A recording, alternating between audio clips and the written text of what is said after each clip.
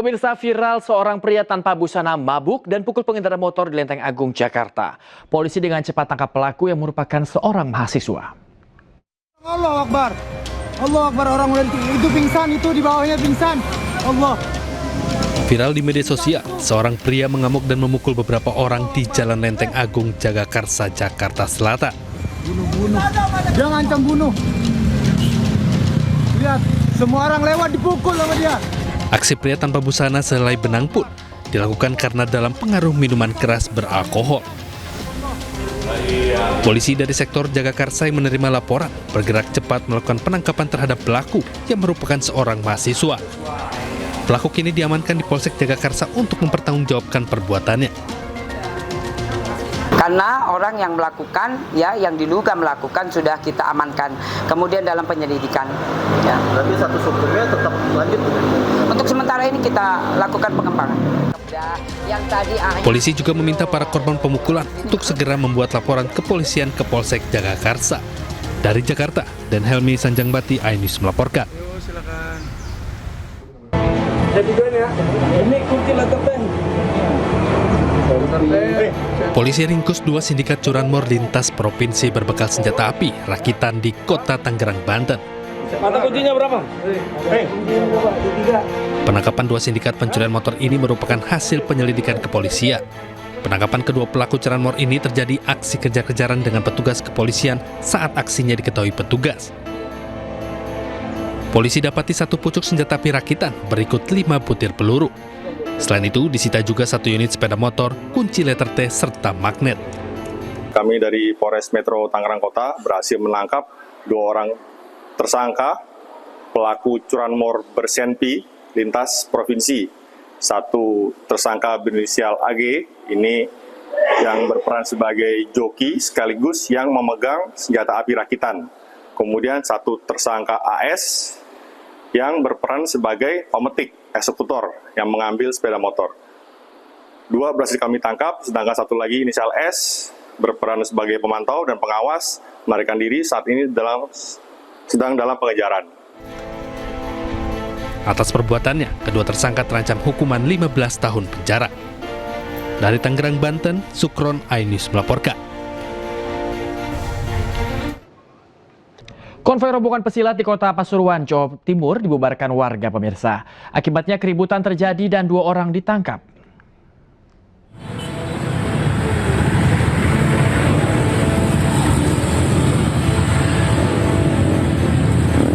Pembubaran konvoi puluhan pesilat oleh warga terjadi di Jalan Gatot Subroto, Kota Pasuruan, Jawa Timur. Peristiwa terjadi saat rombongan simpatisan silat akan menghadiri pengukuhan kenaikan tingkat perguruan silat di wilayah Winongan, Kabupaten Pasuruan. Di lokasi kejadian, konvoi pesilat dihadang dan dibubarkan karena dianggap warga mengganggu aktivitas tidur warga karena suara bising knalpot. Kesal, warga terbangun dan berusaha membubarkan konvoi ini hingga kericuhan tak terhindarkan. Sejumlah simpatisan silat dikeroyok warga dan mengalami luka di wajah. Dalam penanganan peristiwa ini, polisi tangkap 2 orang rombongan simpatisan pesilat ke Mapolresta setempat. Sementara dari Polsek Gading mengamankan 2 anak remaja dan kita bawa ke Polres untuk pemeriksaan tindak lanjutnya. Polisi masih melakukan pemeriksaan dan penanganan lebih lanjut, termasuk mendalami rangkaian peristiwa yang terjadi antara rombongan pesilat dan warga, sehingga belum ditetapkan sebagai tersangka. Dari Pasuruan, Jawa Timur, Jaka Samudra, iNews melaporkan. Polisi memulangkan 21 orang yang diduga hendak membuat kerusuhan saat demo mahasiswa di Jakarta pada Selasa kemarin. Sebelumnya 21 orang tersebut diamankan lantaran kedapatan membawa petasan atau flare hingga bom molotov.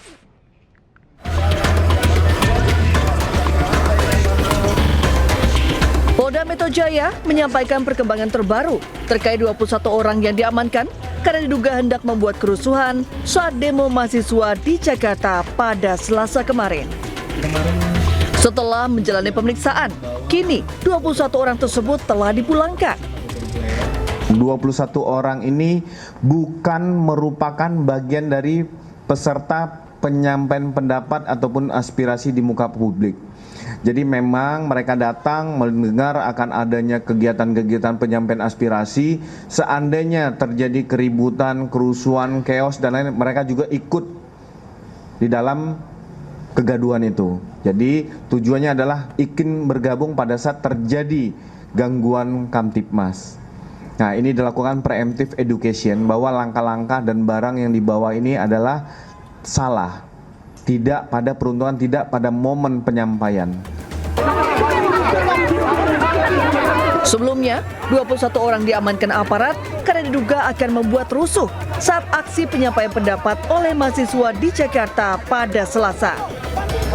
Mereka diamankan lantaran kedapatan membawa petasan atau flare hingga molotov. Diketahui, Badan Eksekutif Mahasiswa Universitas Indonesia menggelar aksi penyampaian pendapat di kawasan Bundaran HI, Jakarta Pusat. Sebanyak 8 tuntutan ditujukan kepada pemerintah. Dari Jakarta, tim liputan iNews melaporkan. Direktorat Tindak Pidana PPA dan PPO Barreskrim Polri mengungkap tindak pidana perdagangan orang jaringan internasional. Dari hasil penyelidikan terungkap bahwa perempuan Indonesia menjadi target TPPO bermodus pengantin pesanan di Tiongkok dengan imbalan 25 juta rupiah. Direktorat Tindak Pidana PPA dan PPO Barreskrim Polri menetapkan seorang wanita berusia 25 tahun dan seorang pria berusia 59 tahun sebagai tersangka tindak pidana perdagangan orang jaringan internasional. Kedua tersangka berperan sebagai perekrut dan penghubung korban dengan warga Tiongkok. Pelaku menargetkan perempuan-perempuan di Indonesia sebagai korban dengan modus pengantin pesanan. Para korban dijanjikan segala fasilitas pernikahan dan tiket hingga uang imbalan senilai 25 juta rupiah. Namun setibanya di Tiongkok, korban diperlakukan sebagai asisten rumah tangga dan kerap disiksa. Mengajukan menjadi WNI. Modus operandinya yaitu menawarkan kepada korban, memberikan gambaran mengenai kehidupan yang lebih layak apabila bersedia menikah dengan warga negara Tiongkok tersebut. Kemudian kepada korban juga dijanjikan memperoleh uang sebesar 25 juta setelah pernikahan dan akan mendapatkan 10 juta rupiah setiap bulannya ketika berada di Tiongkok. Namun hal tersebut kenyataannya tidak sesuai dengan perjanjian, yang mana uang Rp 25 juta tersebut telah diterima, tetapi untuk uang bulanan yang dijanjikan itu tidak pernah diterima. Kemudian setelah berada di Tiongkok, korban mengalami kekerasan fisik oleh suaminya.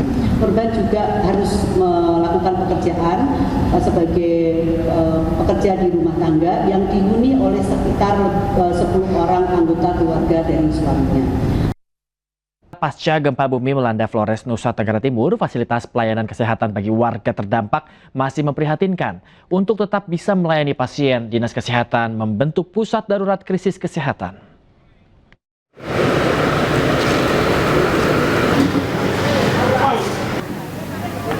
Merawat pasien di bawah tenda-tenda darurat menjadi pemandangan umum di rumah sakit di Kabupaten Sika.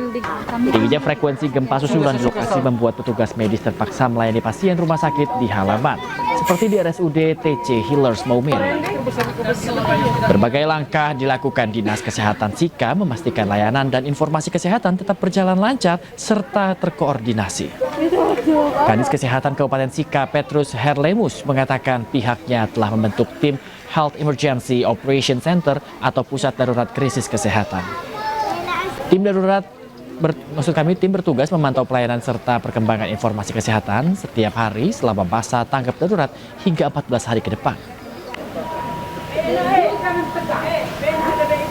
Bentuk posko HIOC, ya, Health Emergency di Dinas Kesehatan untuk memantau pelayanan kesehatan dan informasi kesehatan setiap hari dan kita evaluasi setiap jam 4.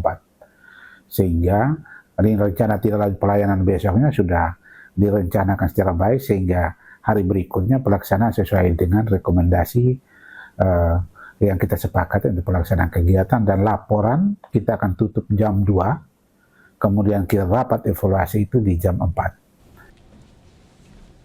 Hingga 19 Agustus 2026, korban meninggal dalam gempa NTT bertambah 1 orang. Sementara korban luka-luka mencapai sekitar 1.100 orang. Dan pemirsa, berikut data BNPB hingga pukul 17.00 waktu Indonesia Barat. Korban meninggal tercatat 71 orang. Korban luka ada 1.182 orang. Sementara pengungsi mencapai 43.686 orang.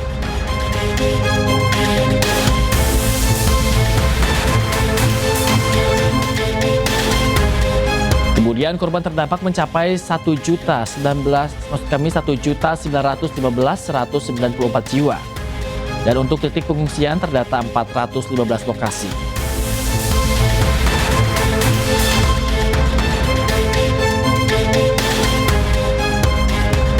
Sementara jumlah pengungsi terbanyak ada di Kabupaten Manggarai tercatat 19.330 jiwa dan Kabupaten Manggarai Timur sebanyak 10.083 jiwa.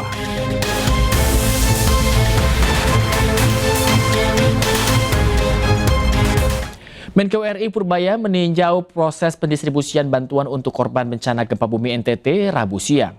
Pada kesempatan itu, Purbaya juga memberikan bantuan 1 truk berisi kebutuhan sehari-hari untuk warga desa Ranaka, Kecamatan Wairii.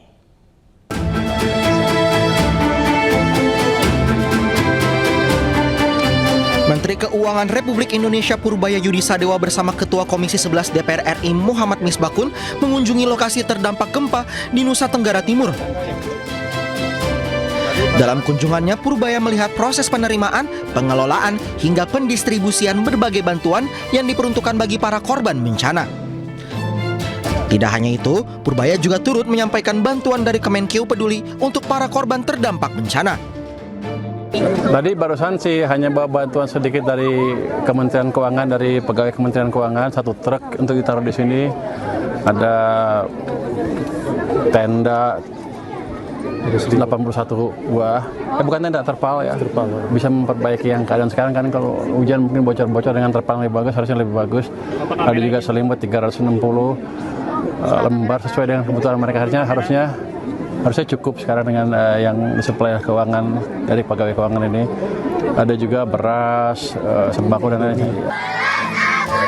Sementara itu, pihak Polri juga menggelar trauma healing bagi pengungsi di posko SD Impres Robo, Kecamatan Wairii, Kabupaten Manggarai, Nusa Tenggara Timur. Trauma healing dilaksanakan untuk memulihkan keseimbangan emosional, mental, dan fisik para pengungsi setelah mengalami trauma gempa bumi agar mereka bisa kembali menjalani hidup dengan normal. Melalui kegiatan ini diharapkan sinergi antar pemerintah pusat, BNPB, TNI Polri, pemerintah daerah, serta seluruh unsur terkait dapat terus diperkuat dalam penanganan bencana. Lebih dari 6.200 warga korban gempa di Kabupaten Nagekeo, Nusa Tenggara Timur bertahan di tenda-tenda pengungsian yang tersebar di 70 lokasi.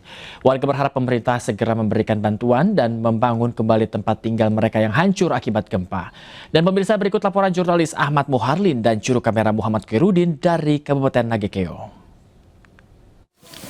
Pemirsa, saat ini kami berada di Kabupaten Nagekeo, Provinsi Nusa Tenggara Timur yang menjadi salah satu wilayah terdampak cukup parah dari gempa yang terjadi beberapa hari lalu.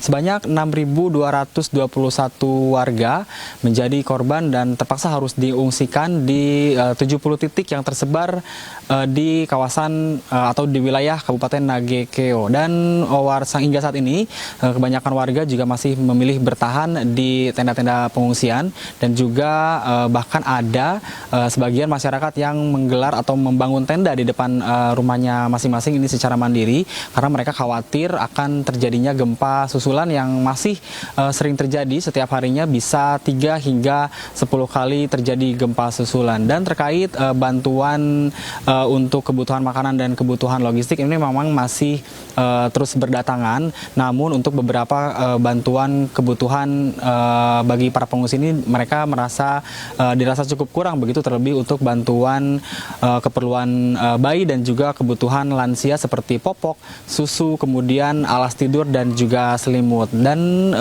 dari bencana yang menimpa mereka semua, khususnya korban gempa ini mengharapkan penanganan dari pemerintah khususnya untuk pembangunan dan renovasi rumah mereka yang menjadi korban dan kebanyakan dari rumah mereka ini hancur dan sudah tidak bisa ditempati ditempati lagi. Maka dari itu, sebagian besar masyarakat korban gempa meminta kepada masyarakat untuk menangani permasalahan gempa ini hingga mereka bisa kembali ke rumahnya masing-masing. Dari Kabupaten Nagekeo, Provinsi Nusa Tenggara Timur, Muharlin Muhammad Khairuddin, iNews melaporkan. Pengungsi yang berada di posko pengungsi Gelora Samador belum dapat bantuan untuk bayi, balita, dan di mana ini anak-anak harus tidur di lantai beralaskan terpal, pemirsa.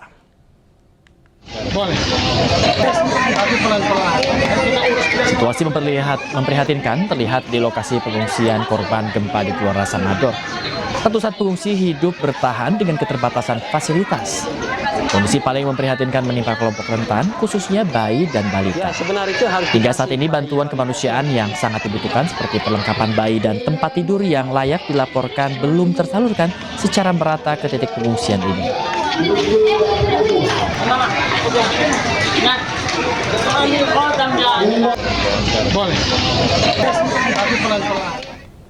Pemerintah mengirimkan bantuan bagi masyarakat terdampak bencana di Nusa Tenggara Timur. 2 posko utama disiapkan untuk mempercepat distribusi bantuan, yakni di Labuan Bajo dan Maumere.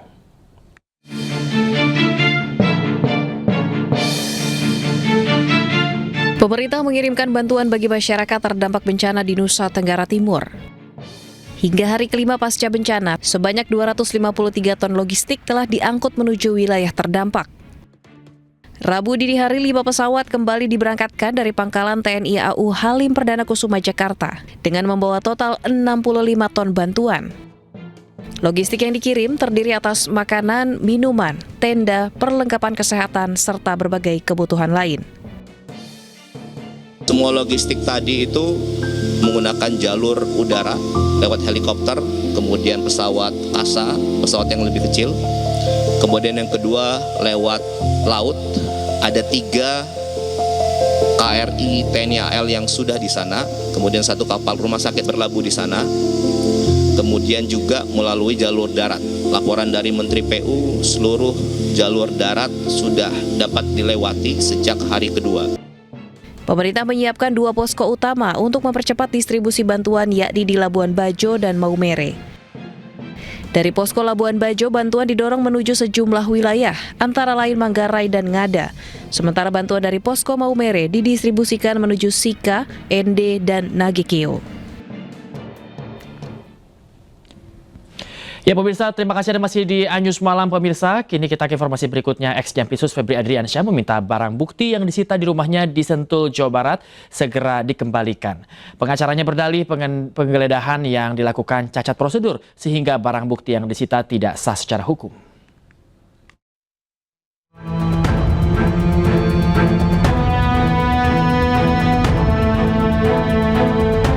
Tak terima uang 500 miliar dan 74 kg emas disita penyidik. Ex-Jampitsus Febri Adriansyah meminta semua barang bukti itu dikembalikan.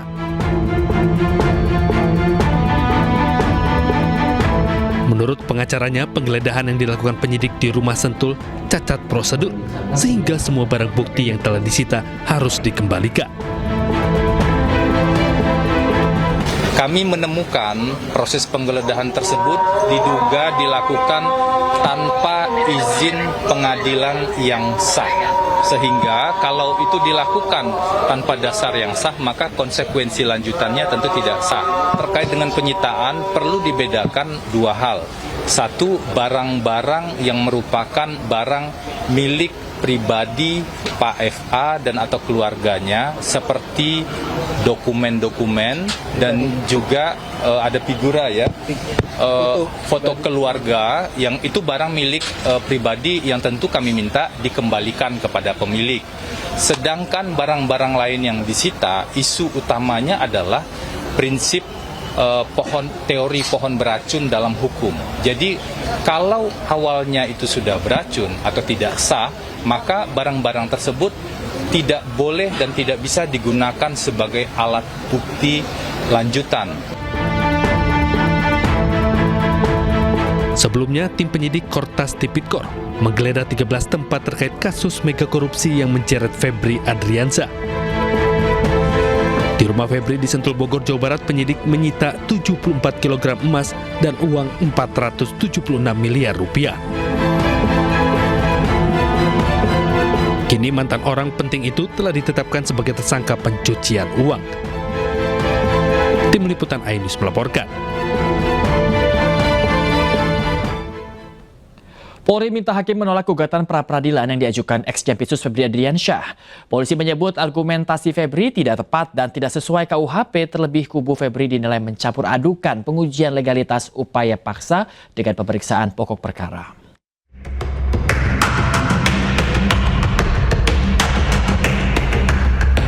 Polri memberikan jawaban atas gugatan pra-peradilan yang diajukan ex-Jampitsus Febri Adriansyah terkait sah atau tidaknya penetapan tersangka, penggeledahan dan penyitaan yang dilakukan polisi.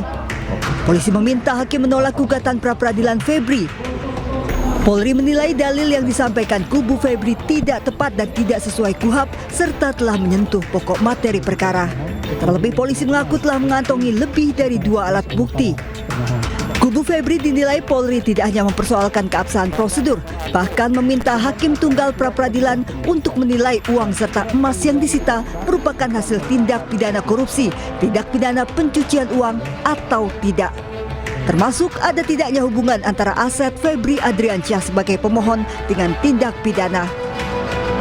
Dalil dan petitum pemohon yang memohon agar pengadilan menyatakan tindakan penggeledahan yang dilakukan oleh para termohon tidak sah dan tidak mempunyai kekuatan hukum patut untuk ditolak dan setidak-tidaknya dinyatakan tidak beralasan menurut hukum.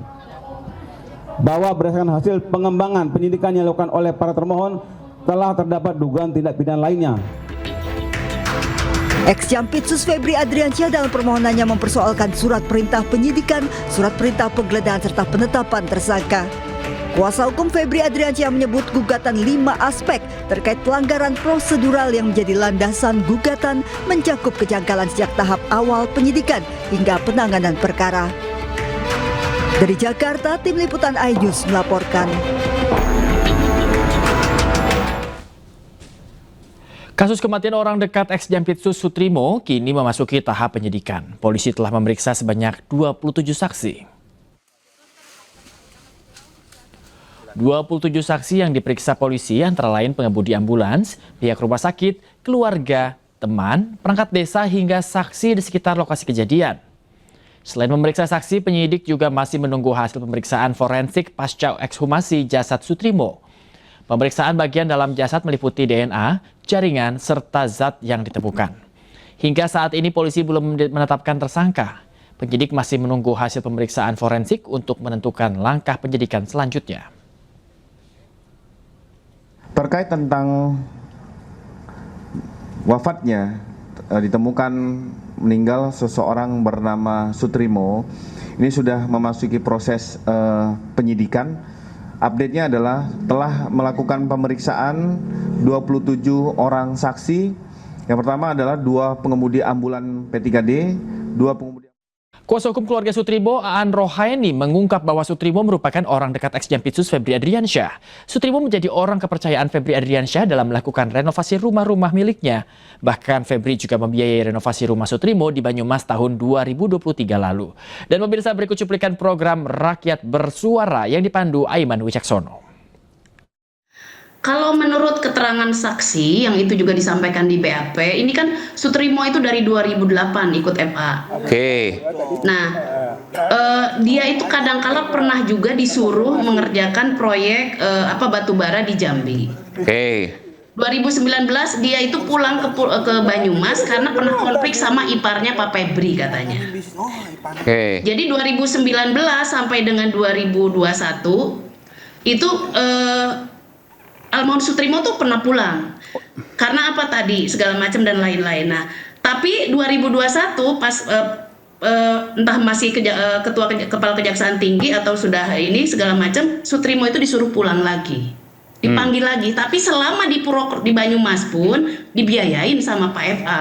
Termasuk salah satunya pas pernah dioperasi karena bisul, ketahuan dia mengidap gula gitu kan. Itu operasinya di Purwokerto, di Banyumas di Purwokerto. Tadi ada sebutan gula 600, betul angka gulanya sampai 600 Sutrimo? Oke, jadi begini, Pak Sutrimo itu tidak pernah ngecek gula rutin, berobat juga tidak pernah. Dan dipastikan isu ada gula 600 itu kita hanya tahu, keluarga hanya tahu dari orang yang menelpon mengabari bahwa Sutrimo sudah meninggal dunia. Ketika ditanya kenapa gulanya sampai 600, begitu kata yang ditelepon. Dan tidak pernah ada data penunjang soal itu?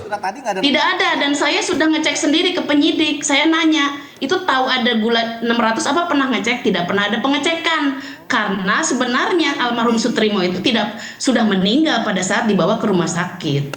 Sutrimo itu rumahnya aja pada saat 2003 dibenerin itu uangnya dari Pak FA. 2023 gitu. Jadi artinya memang konteksnya memang dekat karena saya kira karena memang jujur segala macam ini orang jujur. Nah, pada saat kerjaannya apa gitu kan? Pasca 2001 itu setelah kembali lagi FA itu adalah orang yang dipercaya betul kata Mas Febri, salah satunya adalah mengurusi rumah-rumahnya Pak FA. Ngurusin itu apa misalnya? Dalam arti apa? Bisa bayar listrik, nyariin tukang, benerin, sampai bayarin PBB dan lain-lain itu yang orang kepercayaan lah ya. Oke, orang kepercayaan. Iya, untuk kepercayaan lah untuk urusan-urusan bertahun-tahun. Termasuk berangkas dan seterusnya juga pasti tahu kan? Kita kurang tahu, tapi kalau ada tukang, ada kerusakan atau apapun yang dicari adalah Pak Sutrimo suruh nyariin tukang. Itu sih hanya Pak Sutrimo. Itu. Yang dicari hanya Pak Sutrimo. Kurang tahu, mungkin ada yang lain, tapi pada prinsipnya Pak Sutrimo memang salah satunya ditugasin ngurus-ngurus rumah-rumahnya Pak FA yang memang misalnya baru dibeli, perbaikan kayak atau apa segala macam, termasuk nyariin tukang gitu loh.